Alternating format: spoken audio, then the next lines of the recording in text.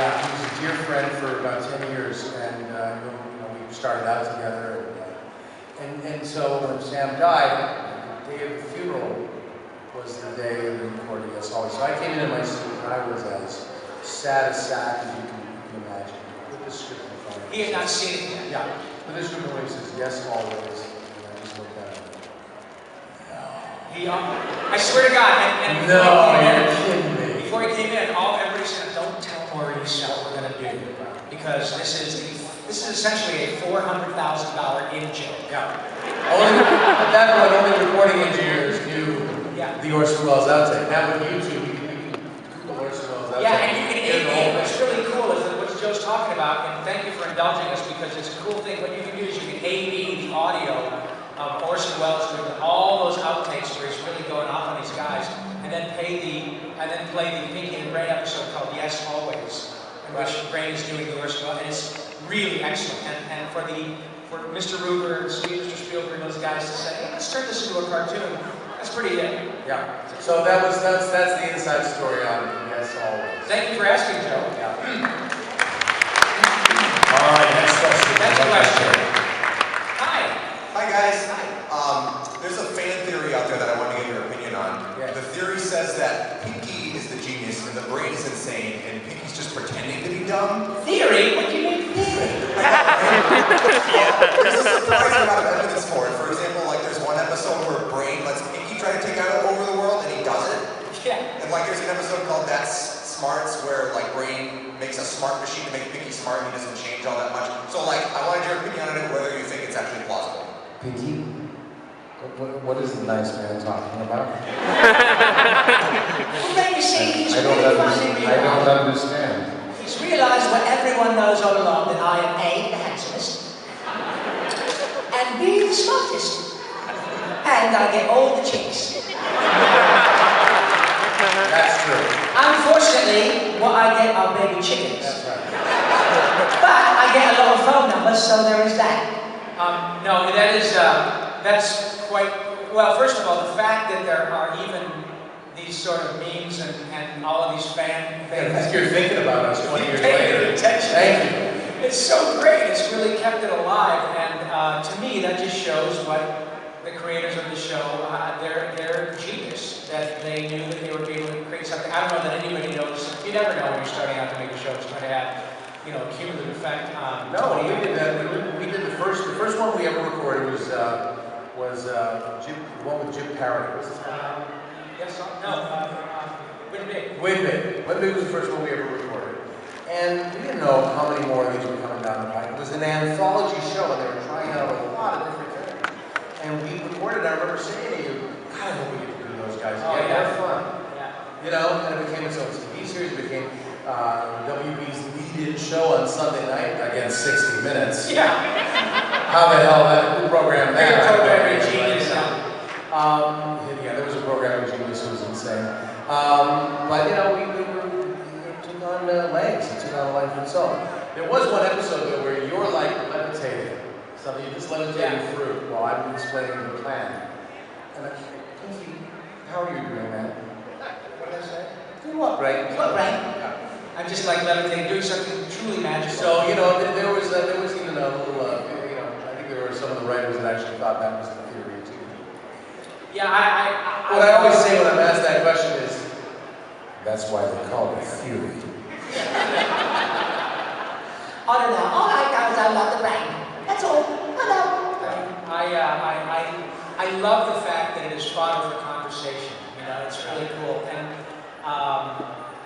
thank you for bringing that up. I mean, I'm smart enough to know how nice it is to be here. So that extent, I'm a genius. Yeah.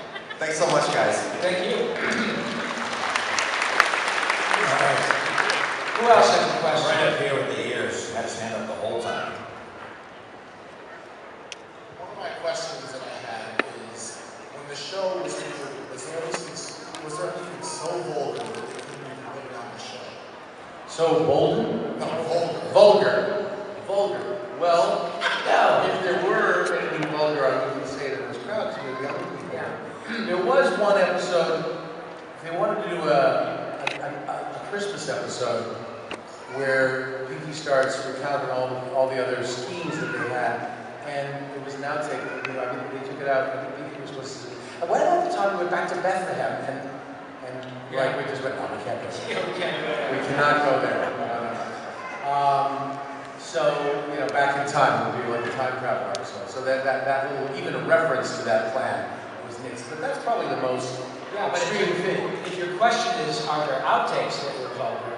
Oh, yeah. Oh, heavens to Betsy. Please. Because I mean, I can really get going. I can say You things get like, a bunch gosh of- darn it. Yeah, when you think about it, you get a bunch of people who, I mean, Maurice is a world-class stand-up, and you get him in there with Tress MacNeille and Frank Welker and Jim Cummings and Jess Arnell and all these wonderful actors who are, you know, grown-ups. And we just go and play, oh yeah, it gets pretty gnarly, and I would pay money to listen to them now. I mean, you know, you get together with your The buddies. day we did, you said a mouthful. I mean, there were several F-bombs and S-bombs dropped as we blew our lines.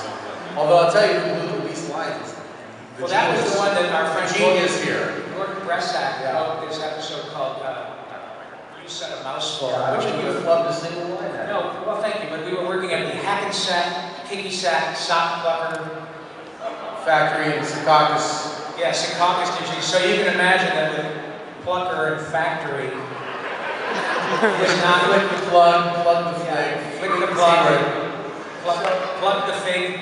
Yeah. So, you know, Peggy Babcock. It can get a little gnarly, yeah. But so we not only had blown lines, but at one point I got so frustrated, I think I shouted something unrepeatable. And I went into the control room, and there was Gordon Bressack, very proud of himself for writing this extremely clever episode. I just walked up to him like Lucy does to Linus, you know, in the Peanuts cartoons. I just slugged him in the shoulder. And then came back in and finished doing the show. Thank you. Excuse me, we're gonna go right next to him. I wanted to know what your favorite scene from the show is. Got it. You know what? Honestly, I think if I had to pick a favorite, there is an episode. It's the Christmas episode, and there's a scene in which Pinky, you know, he's written a letter to Santa Claus. Please give my friend. He's really a lovely guy. He wants what's best for everybody. And Pinky hands Brain a keychain with the world on it, with the globe on it. So he literally gives Brain the world for Christmas. Yeah, I know, me too. And you watch that with 4 or 5 vodkas, and it's so happy and so sweet. No, I'm just kidding. Just kidding. But that to me is very sweet because it really does sort of exemplify the relationship, even though it's acrimonious, or it seems to be acrimonious and contentious. There's nothing but deep love between the characters for each other. Speak for yourself. That's my favorite. There you go. Yeah, no, it's more just an ongoing irritation. It's like a favorite sweater that you love that just itches.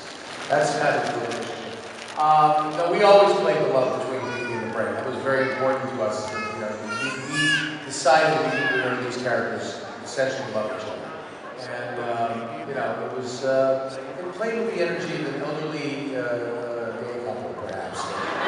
Just you know, I like to think of myself not so much as gay as ecstatic.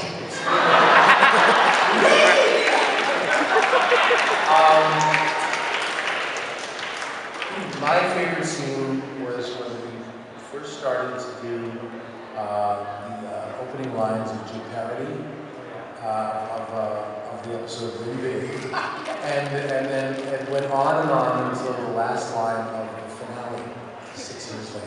The whole show is my favorite line.